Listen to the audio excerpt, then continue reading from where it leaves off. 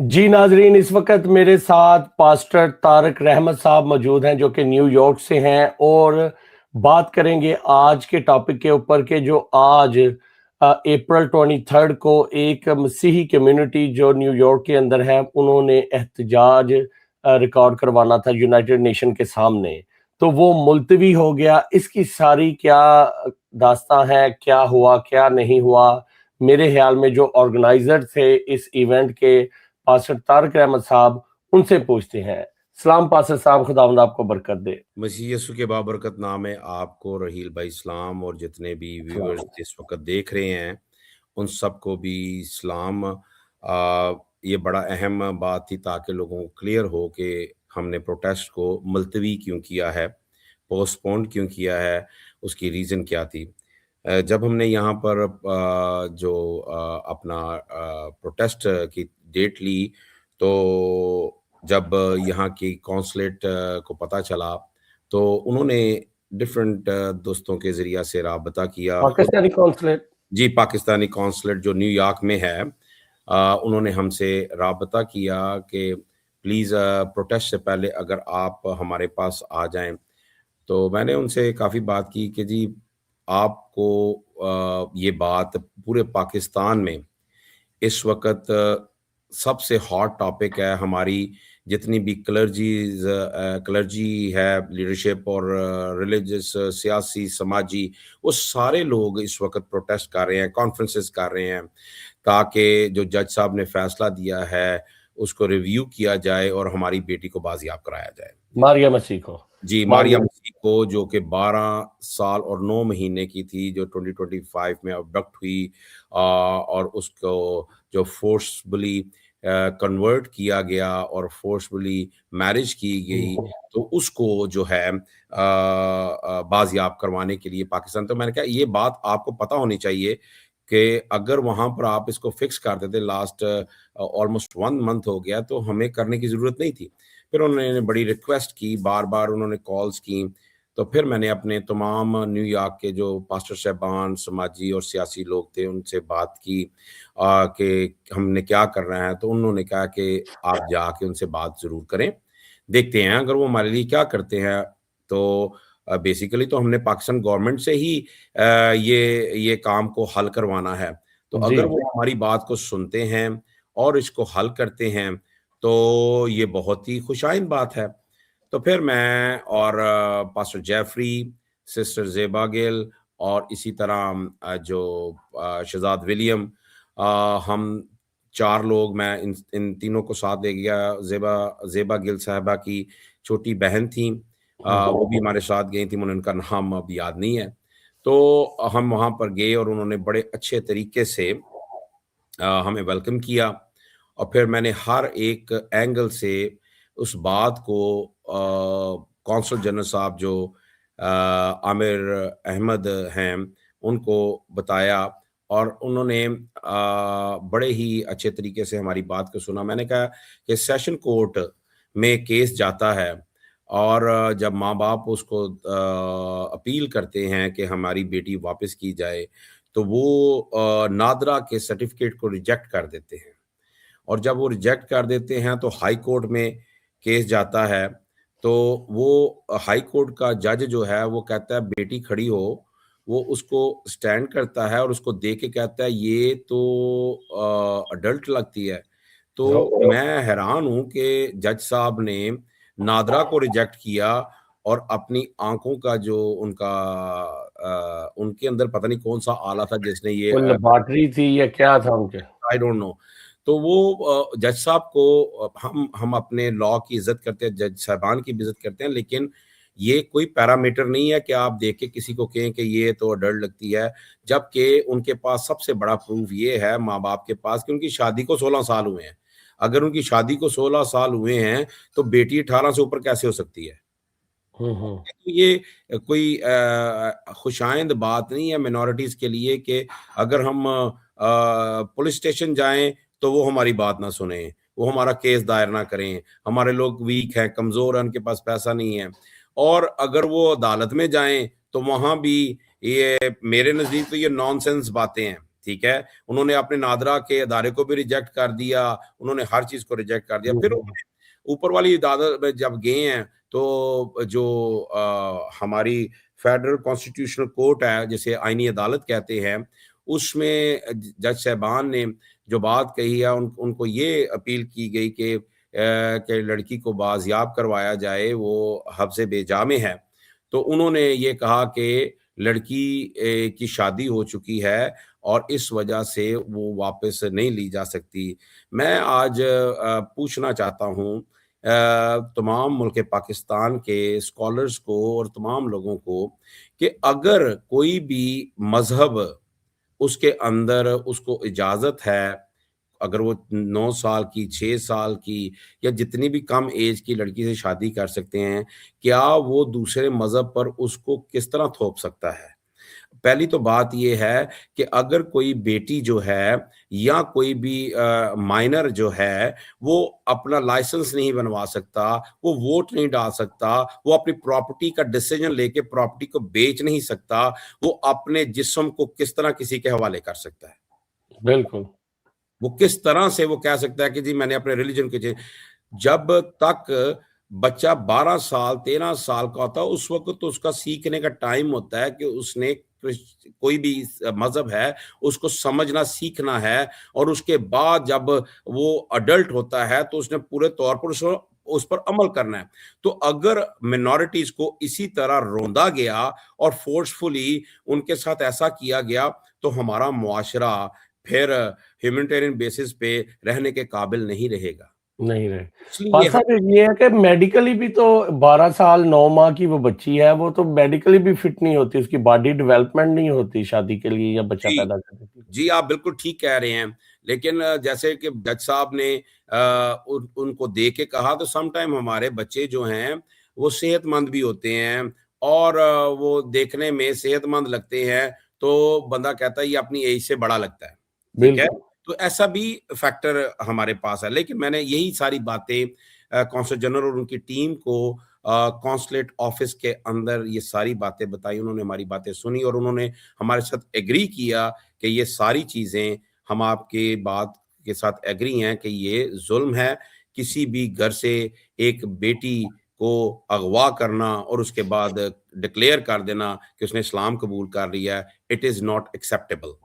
और तो जब उन्होंने यकीन दहानी दिलवाई है कि मारिया मसीह के केस के हम ऊपर मारिया मसीह को इशरत बाजियाब होगी। करवाएँगे और हमारा जो हमारे डिमांड्स तो बहुत थे, अगर मैं यहाँ पे अब आपको सारे पढ़ के सुनाऊँगा तो टाइम लगेगा। हुँ। तो लेकिन जो मेन बड़े डिमांड थे कि हमें कि भई लड़की को बाजियाब करवा के माँ-बाप के पास पहुँचाया जाए और उस निकाह को जो कि मुस्लिम निकाह है उसको नलिफ़ाई इस एंगल से किया जाए कि बेटी जो है माँ-बाप के पास जाए, और जब वो कोई भी 18 साल से ऊपर किसी चीज़ का भी डिसीजन लेता है, अडल्ट है, उसके लिए हम नहीं आपको कहते। लेकिन जो माइनर्स हैं, माइनर्स के साथ तो जो है क्लियर कट ये बात है कि उनके साथ ज्यादती है। एक बच्चे को आप थोड़ा-सा थ्रेट करके जो मर्ज़ी उसको कह सकते हैं, जो मर्ज़ी उससे करवा सकते हैं। बिल्कुल। तो ये जो फैसला आया था पास साहब, अब आपने टेम्परेरीली ये जो प्रोटेस्ट है इसको डिले किया है अभी। जी, मैंने ये टेम्परेरी इसको डिले किया, उनसे हमने यही कहा कि हम आपको आप देखें कि अगर बेसिकली हमने 48 आवर उन्हें दिए थे कि हमारी बेटी को बाजियाब कराया जाए। उन्होंने कहा कि इस वक़्त इस्लामाबाद के जो कोर्ट्स हैं वो बंद हैं 2-3 दिनों के लिए, कोई वजूहात थी उनकी, तो उन्होंने कहा वो बंद है, इसलिए जैसे ही कोर्ट्स खुलते हैं, क्योंकि ये जजमेंट जो है वो कोर्ट की तरफ से हुई है। अगर ये पुलिस की तरफ से कुछ होता तो हम जल्द कर सकते थे, लेकिन कोर्ट की जजमेंट को गवर्नमेंट ऐसे नहीं देख सकती जब तक वो कोर्ट से डिसीजन दोबारा ना आए।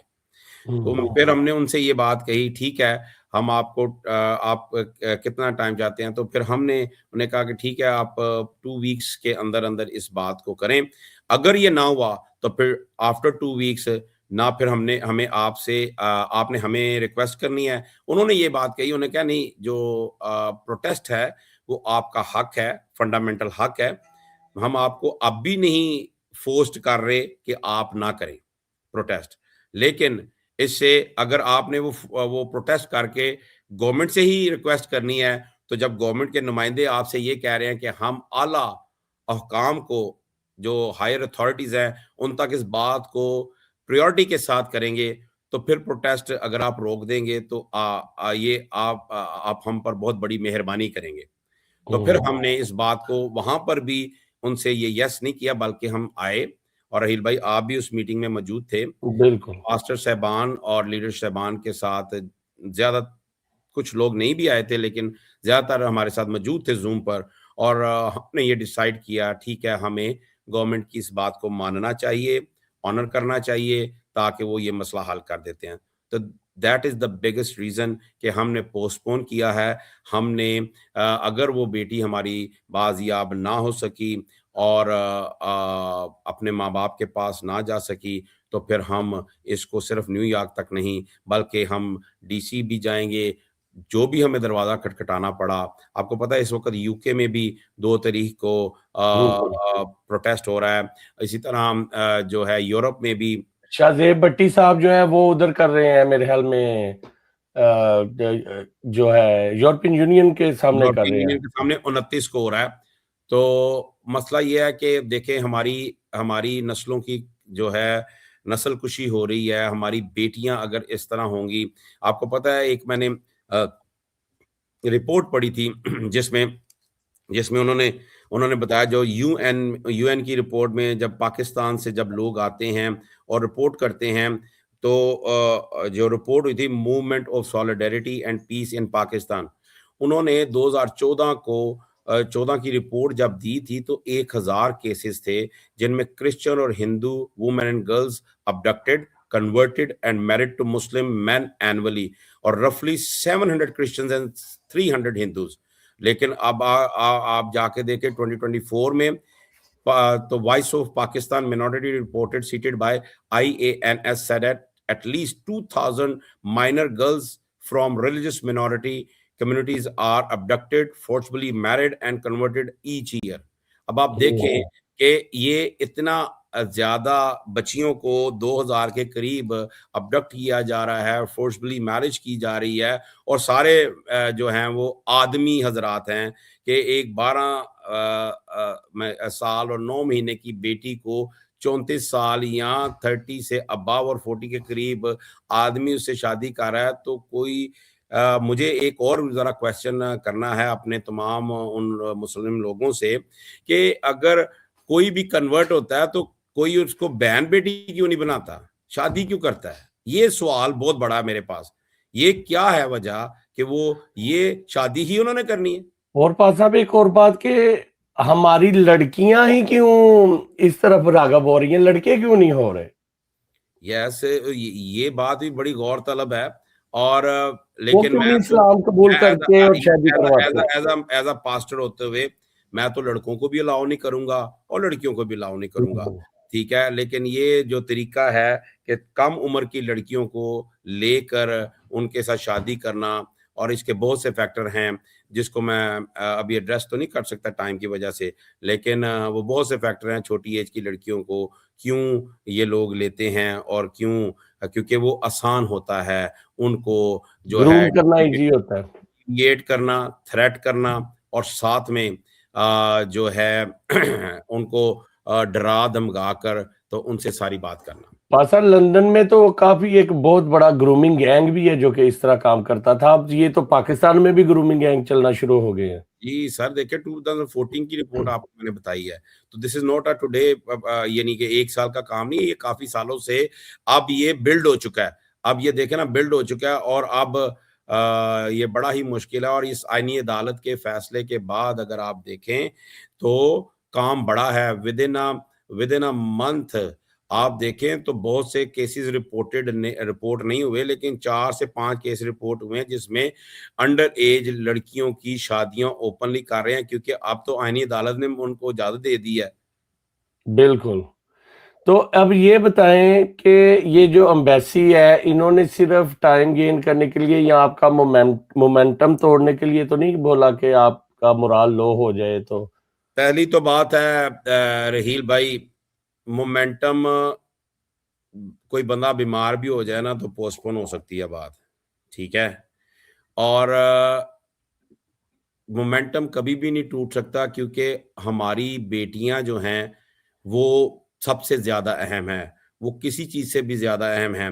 लेकिन जब हमने किसी को रिक्वेस्ट डाली है, तो अगर वो उसके ऊपर नहीं अमल करेंगे, तो इस दफ़ा जो प्रोटेस्ट होना था, उससे डबल प्रोटेस्ट हम करेंगे। क्योंकि मैंने देखा था, मैं जड़ावाला के अंदर भी था जब आप लोगों ने एहतजाज किया वहां पे, और मैं इस मीटिंग में भी था, और लोगों के जज्बात बहुत ओवरवेलमिंग थे। जी। बड़ा मतलब गुस्सा था उन्हें कि हम यहाँ पे मौजूद हैं। अमेरिका में सारी कम्युनिटीज बड़े मोहब्बत प्यार से रहती हैं, इक्वल रहती हैं, और हमारे लोगों के साथ जब जुल्म होता है तो लोगों के जज्बात बड़े दुखी थे उस जी। मीटिंग में भी। जी, मैं वही आपको बात है। आपको ये बताना चाहता हूँ कि जब हमने इस बात को पोस्टपोन किया है, लोग अब भी बहुत गुस्से में, इवन दो मेरे साथ भी गुस्से में, बहुत से लोगों की कॉल्स भी आई और लोगों ने कहा कि भाई साहब आपने इसको क्यों रोका? मैंने कहा भाई हमने इसको मुलतवी किया है, इसको ख़त्म नहीं किया। मुलतवी करने का मतलब ये है कि अगर हमारी डिमांड्स पूरी हो जाती हैं, तो हमें करने की ज़रूरत नहीं, हमारा जो मेन मकसद है। तो अगर डिमांड पूरी नहीं होंगी, तो फिर हम इस मोमेंटम को कभी भी हमने तोड़ा नहीं है, बल्कि जी, मुलतवी किया है, और हम बिल्कुल। दोबारा से 2 वीक के बाद और ज़्यादा गुस्से और जोश के साथ इस बात को ऐवानों तक भी पहुँचाएँगे।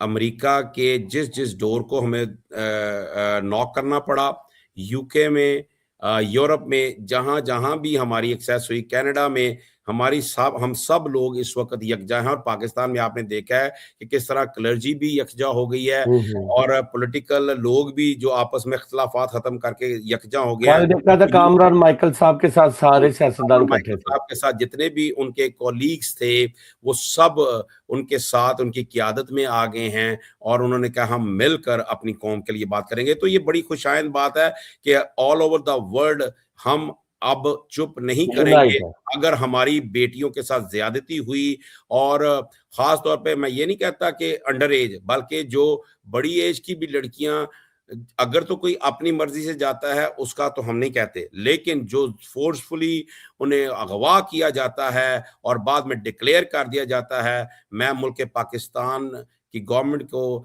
प्रेज़िडेंट ज़रदारी साहब को, शहबाज़ शरीफ साहब जो वज़ीर-ए-आज़म हैं हमारे, फ़ील्ड मार्शल साहब को, आसिम मुनीर साहब को ये रिक्वेस्ट करूँगा, प्लीज़ आपसे रिक्वेस्ट है, आप अपने एफआईए की टीम बनाएँ, या किसी तरह से भी जो आपके अदारे हैं, जो प्रोटेक्शन देते हैं, वो कभी भी ऐसा केस हो, उसकी पूरी तहकीक करें, और जो शख्स भी ऐसा करे, उसको ज़्यादा से ज़्यादा ऐसी संगीन सज़ा दी जाए, ताकि दूसरा कोई शख्स करने की जुर्रत ना करे। क्योंकि आप देखें बिल्कुल। पूरी दुनिया में, अमेरिका में माइनर के साथ अगर किसी तरह का भी असॉल्ट होता है, तो उस शख्स को कई दफ़ा उम्र कैद दे दी जाती है। बिल्कुल। तो मेरा ख़्याल है कि अगर पाकिस्तान में ऐसा किया जाएगा, तो ये बड़ा ही अच्छा होगा, जिसमें माइनॉरिटीज़ की, क्रिश्चियंस की, हिंदू की, सिख की बेटियाँ बाजेंगी। अब एक बहुत बड़ी अफ़सोसनाक बात थी कि इस दफ़ा यात्री जब पंजाब में आए हैं, उन्होंने सबसे पहले आते ही ये कहा है कि हमारी औरतों को सिक्योरिटी दी जाए।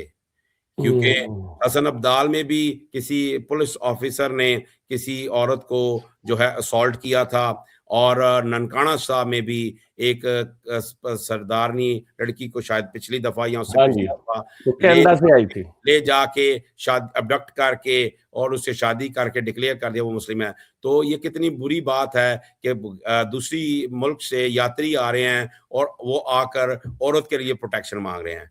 प्लीज हुकूमत से दरख्वास्त है कि ये औरतों पर इस तरह का अत्याचार या जुल्म जो है वो बंद किया जाए। अब पप्पा साहब एक और बात ये है कि जेफरी एप्स्टीन के बारे में, जो कि एक बड़ा गंदा इंसान था, तो उसके बारे में पूरा पाकिस्तान मुतहरक था कि वो गलत है। हालांकि वो 15 साल की बच्ची के साथ कर रहा था ऐसा, मगर अब पाकिस्तान में तो अदालत ने इसको सर्टिफाइड कर दिया कि 12 साल की बच्ची के साथ कोई भी शादी कर सकता है। यहाँ तो हमारे माशरे में भरा पड़ा हुआ है जेफरी एप्स्टीन से, और अदालतें इसको ओके की रिपोर्ट कर रही हैं। जी, बिल्कुल आपने बड़ा अच्छा ये पॉइंट रेज़ किया है। तो ये बात बड़ी ही अफ़सोसनाक है और गौर तलब है कि हुकूमत पाकिस्तान अगर ये कहती है कि मुल्क पाकिस्तान में मजहबी आज़ादी हासिल है, तो फिर इस वक्त तो हमारी बेटियां जो हैं वो तो फेयरफुल एनवायरनमेंट में जिंदगी बिल्कुल। बसर कर रही हैं। तो ये सारा जो काम है, अगर ऐसा मुआशरे में एब्सटीन सोच के लोग आगे हैं, तो फिर ये माशरा जो है एब्स्टीन वो माशरा सोचना बन पड़ेगा, चुका है। एब्सटीन माशरा बन जाएगा। और जो जो स्टेट है, ये उसकी रिस्पॉन्सिबिलिटी है कि अपनी मिनॉरिटीज की हिफाजत करे, क्योंकि जब कायदे आजम साहब ने तकरीर की थी, उन्होंने कहा था ये मुल्क मिनॉरिटीज का है। और बाय द वे क्रिश्चियन जो हैं वो पाकिस्तान बनने से पहले यहाँ पर आबाद थे, बहुत से मुस्लिम वहाँ से यहाँ पर आए हैं, सिख वहाँ से यहाँ पर आए हैं, लेकिन जो क्रिश्चियंस हैं वो 99% उधर ही रहे थे। पाकिस्तान बनने से पहले के आबाद हैं। इसलिए हमें कोई ये ना समझे कि हम उस मुल्क के शहरी नहीं हैं, हम उस मुल्क के शहरी सबसे ज्यादा हैं, लेकिन मेजॉरिटी हमारे साथ बेरवा सलूक कर रही है और स्टेट को इस पर सोचना पड़ेगा। पास साहब, एक और बात मैं आपसे पूछना चाहता हूँ, क्योंकि आप खिदमत भी कर रहे हैं तो पास्टर भी हैं, कि खुद जब जब जजमेंट आई थी तो उसके अंदर एक वर्ड यूज हुआ था कि इस्लाम में अहले किताब के साथ शादी जायज है। और ये तो चले, मैं उनका मजहब है जो भी लिखा हुआ है, अब हमारा मजहब हमें क्या कहता है इसके बारे में कि किसी दूसरे मजहब के साथ शादी करना, क्या हम अहले किताब मानते भी हैं कि किसी को कि नहीं? आप बताइए। या जी हम अपने आप को मानते हैं कि हम उनके साथ अहले किताब हैं? जी। जी, मैं ये बहुत अहम क्वेश्चन आपने किया है कि अहले किताब का जो ताल्लुक है वो इस्लाम जो प्रीच करता है वो उनका है। लेकिन अगर आप देखें, वो जिनको अहले किताब कहते हैं, यहूदी और क्रिश्चियन, उन दोनों को खुदा ने क्या कहा है? खुदा ने इस्राएल को जब वो मिस्र की गुलामी से निकल कर आए, तो जब वो आ रहे थे तो खुदा ने मूसा के ज़रिए तोरा में ये बात लिखवाई। मैं आपके सामने पढ़ना चाहूँगा। जी। इस्ना डिटोनॉमी चैप्टर 7 वर्स 3 और 4 में बड़ा ही क्लियरली खुदा ने बनी इस्राएल से ये बात कही, यहूदियों से ये बात कही, कहा तू उनसे ब्याह शादी भी ना करना, तो उनसे कोई अहद ना बांधना, और ना लिखा है ना। जिनके दूसरे मजहब वाले से कहा जा रहा है। जी, ये क्योंकि उस वक्त वहां पर जो मजाहिब थे वो बुत परस्त थे, और इसलिए, और ये उसकी रीजन थी, लिखा है तू उनसे ब्याह शादी भी ना करना, ना उनके बेटों को अपनी बेटियां देना, ना अपने बेटों के लिए उनकी बेटियां लेना। हम्म। अब अहले किताब में तो सिर्फ बेटियां लेनी है, लेकिन हाँ, क्योंकि वो जज साहब ने कहा कि बेटियों से। और लेनी है, मैं। ठीक है। अब हाँ यहाँ जी। पर तो खुदा बेटों और बेटियों दोनों को कह रहा है। अब यहाँ पर लिखा है ना अपने बेटों के लिए उनकी बेटियां लेना, क्योंकि वो तेरे बेटों को मेरी पैरवी से बरगश्ता कर देंगे, यानी डिविएट कर देंगे, ताकि वो माबूदों की इबादत करें। यूं खुदावन का गजब तुम पर भड़केगा और वो तुझको हलाक कर देगा। ठीक है जी। हम्म। अब ये देखिए बात है कि खुदा कहता है मैं तुम्हें हलाक कर दूंगा, गैर कौमों दिलचस्पी है। यहूदियों से ये कहा। फिर छठी आयत ये कहती है, क्योंकि तू खुदावंद अपने खुदा के लिए एक मुकद्दस कौम है। खुदा ने यहूदियों को अपने लिए मुकद्दस कौम बनाकर चुना था। खुदावंद तेरे खुदा ने तुझको रुए जमीन की और सब कौमों में चुन लिया है, ताकि उसकी खास उम्मत ठहरो। इसलिए यहूदी अपने आप को खुदा की खास उम्मत कहते हैं। अब ये चुने हुए लोग थे जो खुदा ने डायरेक्टली इब्राहिम से कलाम करके उन्हें चुना। अब वहां पर जो ऊपर बात किया कि तेरे बेटों को मेरी पैरवी से बरगश्ता करें, इसकी बेस्ट एग्जाम्पल है सुलेमान बादशाह ने जब खुदा से दुआ की कि खुदा मुझे हिकमत दे ताकि मैं इस कौम का इंसाफ कर सकूं जिसका तूने मुझे बादशाह बनाया है। तो खुदा ने कहा तुझे क्योंकि सुलेमान तूने मुझसे इज्जत दौलत शोहरत नहीं मांगी, तूने हिकमत मांगी है। मैं तुझे हिकमत देता हूं, ना तेरे से पहले किसी में इतनी हिकमत होगी ना तेरे बाद, और शोहरत भी देता हूं, ना तेरे से पहले किसी के पास होगी ना तेरे बाद। दौलत भी तुझे देता हूँ ना तेरे से पहले होगी ना तेरे बाद। खुदा ने कलाम में सुलेमान से ये बात कही। अब आप देखें कि खुदा की जुबान मुबारका से ये बात हुई है और सुलेमान से वाइजेस्ट अक्लमंद हिकमत वाला शख्स ना दुनिया में पहले आया ना आएगा, लेकिन जब उसने गैर अकवाम की औरतों से जो बुत परस्त थी उनसे शादी की, उन्होंने सुलेमान का दिल अपने मबूदों की तरफ फेर दिया था। दैट्स व्हाई बनी इस्राएल को सख्ती से कहा गया था कि कभी भी गैर अकवाम ने शादी ना बेटियां देनी है ना लेनी है। तो इसलिए अहले किताब अगर वो कहते हैं उनसे शादी करनी है तो यहूदियों को भी इजाजत नहीं है। अब आ गई बात क्रिश्चियनिटी की। तो क्रिश्चियनिटी में अगर आप आ जाते हैं तो पढ़ते हैं आप तो यीशु मसीह जो कि हम खुदा का बेटा मानते हैं, वो दुनिया में आया, उसने अपने आप को कुर्बान करके अपने खून को पेश किया कि बगैर खून बहाए मुआफ़ी नहीं थी। यीशु के खून के बगैर कोई बाप, यीशु ने कहा मेरे बगैर कोई बाप के पास जा नहीं सकता। जो यीशु को अपना निजात दहिंदा कबूल कर लेता है, खुदा का बेटा मान लेता है, उसे खुदा मान लेता है, उसे फर्जंदियत का हक मिला। इसलिए कलाम में लिखा है जितनों ने उसको कबूल किया उन्हें खुदा के फर्जंद होने का हक बख्श दिया गया। और अब ये हक हमें इसलिए मिला है कि इकलौते बेटे ने हमें अडॉप्शन करवाई है, अपने लहू के वसीला से लहू के साथ अहद बांधा है। इसलिए अडॉप्ट होने की वजह से अब हम भी खुदा को ए बाप ए अब्बा कहकर पुकार सकते हैं, क्योंकि पतरस इस बात को क्लियर करते हैं। पतरस भी यहूदियों से कन्वर्ट होकर क्रिश्चियनिटी में आए थे, जो यीशु मसीह के मुकद्दस शागिर्द थे। मुकद्दस पतरस ये कहते हैं पहले हम कोई कौम कोई उम्मत ना थे, अब हम एक मुकद्दस कौम और शाही कायनों का फिरका बन चुके हैं। जिस तरह इसराइल को खुदा ने कहा मुकद्दस कौम, इस तरह यीशु के वसीला से हम मुकद्दस कौम में शामिल हो चुके हैं। और जब हम मुकद्दस कौम हैं, यीशु मसीह को ना मानने वाला हमारे लिए मुकद्दस नहीं है, हम उसके साथ कैसे शादी कर सकते हैं?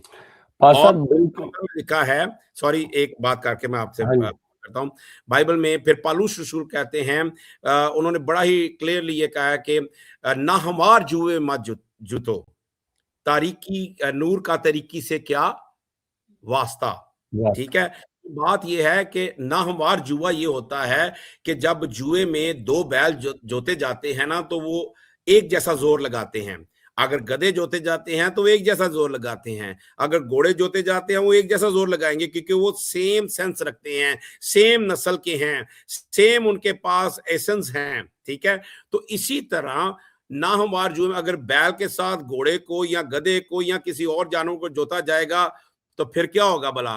वो जुआ टूट जाएगा। इसी तरह अगर क्रिश्चियन किसी भी नाहमवार जुए में जुतेगा, वो अपने मसीह की प्रैक्टिस करेगा, दूसरा शख्स अपनी प्रैक्टिस करेगा, और एंड में क्या होगा? जुआ टूट जाएगा, बिखर जाएगा, जिंदगियां तबाह हो जाएंगी, बर्बाद। इसलिए खुदा का कलाम हमें कतई इजाजत नहीं देता, ना हम यहूदी से शादी कर सकते हैं, ना हम हिंदू से शादी कर सकते हैं, ना हम सिख से शादी कर सकते हैं, ना हम मुस्लिम से शादी कर सकते हैं, ना हम कैमोनी से शादी कर सकते हैं। जो यीशु को जानता है, जो यीशु पर ईमान रखता है, क्रिश्चियनों को सिर्फ अहले ईमान के साथ शादी करने की इजाजत है। अहले किताब के साथ नहीं, अहले ईमान के साथ शादी करनी। अहले ईमान के साथ। Praise God. बड़ी खूबसूरत पास साहब आपने बात की है कि अहले किताब नहीं, अहले ईमान के साथ।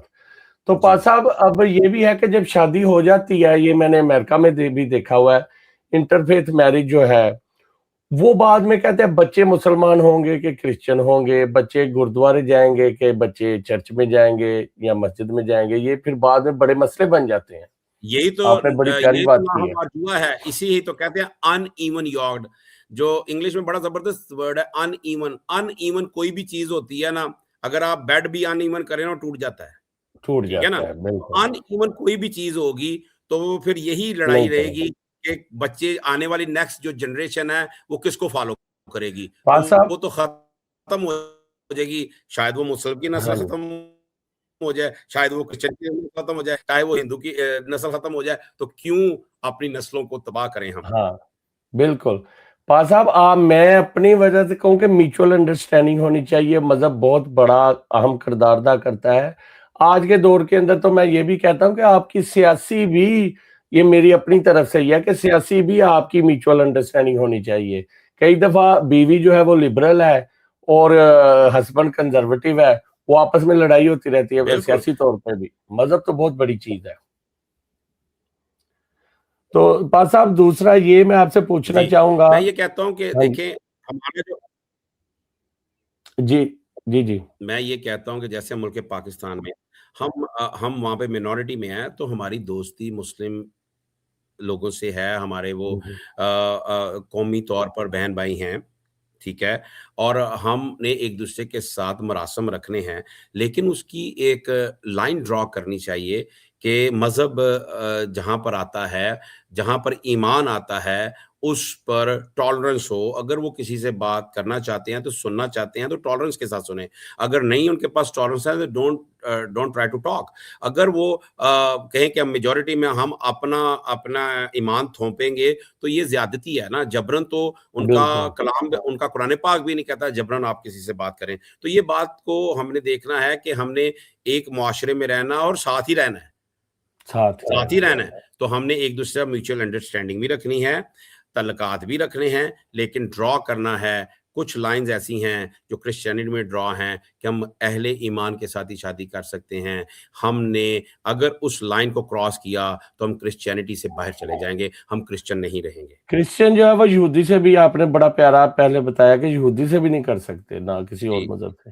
तो पास साहब ये है कि हम अहले किताब कैसे हो गए कि अगर अहले किताब कहते हैं तो मगर ये कहते हैं कि ये बाइबल बदल भी चुकी है। वो कैसी किताब है आप कहते हैं अहले किताब उस किताब को कहते हैं ये बदल गई है। फिर कहते हैं हमारा मेन अकीदा है कि खुदावंद यीशु मसीह ने सलीब पे जान दी और मुर्दों में से जी उठे और कुरान में भी लिखा हुआ है वमा कतलूहु वमा सलबूहु कि वो ना कत्ल किए गए ना सलीब दिए गए। हमारे सारे जो मेन अकीदे हैं उन्हें तो वो रद्द करते हैं और फिर यह कैसे हम अहले किताब हो गए?